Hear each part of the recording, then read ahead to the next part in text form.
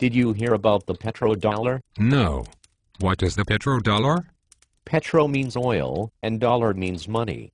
So the petrodollar is oil-based money. How can money be oil-based? How long have you got? A long time. Why? Because this is going to take a while. Do you remember when America was founded? Yes. I was there. So you remember that the Constitution required that all money be gold and silver-based. Yes. We did it so that no monopoly could ever be formed around the control of money. So you didn't want there to be a central bank? No. We knew that if wicked banksters ever instituted a central bank, then our people would be enslaved. So we gave that power to the states, providing that only gold and silver were to be coined as money. Well, I'm sorry to inform you, but the wicked banksters won, and the Congress created a central bank in 1913, called the Federal Reserve. Wait a minute, while I roll over in my grave. And not only did they do that, but they outlawed the ownership of gold by the American people in 1933. That is treason. Yes, and even worse, they took away the silver coins in 1964. Okay, now you are making me mad. Yes, and finally, in 1971, they took away the gold backing of the dollar for trade with other nations, when those nations demanded to exchange their gold for dollars. Well, that doesn't surprise me. If the Congress is willing to take away their own people's money by outlawing gold ownership and taking away the silver coins, I wouldn't trust them with my money either. Exactly. So after 1971, American leaders had a problem. They had to trade with other nations, but they were running out of gold. So that's when they decided to create an empire, based on the petrodollar. Empire. We never intended for our nation to become an empire. No, we didn't. We just wanted to be free, and to peacefully trade with other nations, but instead they built an empire. But what about it makes you call it an empire? Well, how many nations are there in the world today? According to Wikipedia, there are 193 internationally recognized sovereign states. Correct. And America has military bases in 63 of those, and personnel in 156 of them. Then you are correct. America now has become a world empire. Yes, and empires are very expensive to maintain, aren't they? Yes.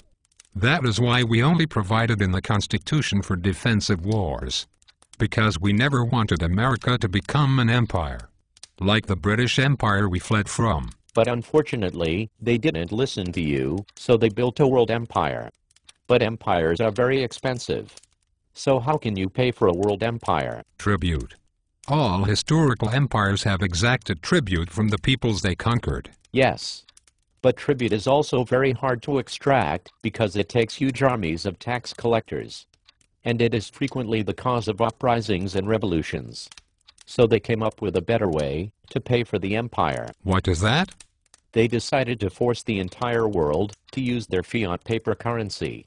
And since they controlled the currency, they could just print more of it when they needed to, and exact more tribute by a process of currency debasement. But if other nations see that the currency they are being forced to use is being debased, won't they just use a different currency? Yes. But what if there is an important commodity that they must have to operate their economies? And that commodity can only be purchased with the American dollar? What commodity is that? Oil, and all oil-based products. These can only be bought with American paper dollars. But how did they force all the nations to only use dollars to buy oil? Well, the first thing they did was form OPEC, which is a consortium of all the major oil-producing nations. And they made them all agree to only sell their oil in dollars. Why would they agree to that? Because other than having oil, most of these nations were just big piles of sand. So those nations thought that they could become filthy rich by agreeing to this agreement. I see. And they also agreed to let America put military bases there to protect all of the oil wells. So what you are telling me is that America is able to force all other nations to use their dollar to buy oil, because they control the oil with treaties and military bases? Yes. And they are able to exact tribute to pay for that empire by forcing all other nations to use their worthless paper currency if they want to buy any oil? Yes. Doesn't this arrangement cause the nations of the world to be upset that they are forced to pay for the costs of running the American empire? Yes, it does, but no nation really wants to be made an example of by being the first to abandon this system. Ask Saddam Hussein. But what if all the nations of the world decide at once to abandon the petrodollar system? That is what you are hearing rumblings of today. If this system collapses, America will no longer be able to pay for her expensive military and will have to shrink her empire. But won't that make the world unstable? Yes, in fact, these types of geopolitical changes usually result in wars and even world war. I see. Thank goodness we won't be around to see it, because I don't think it's going to be pretty.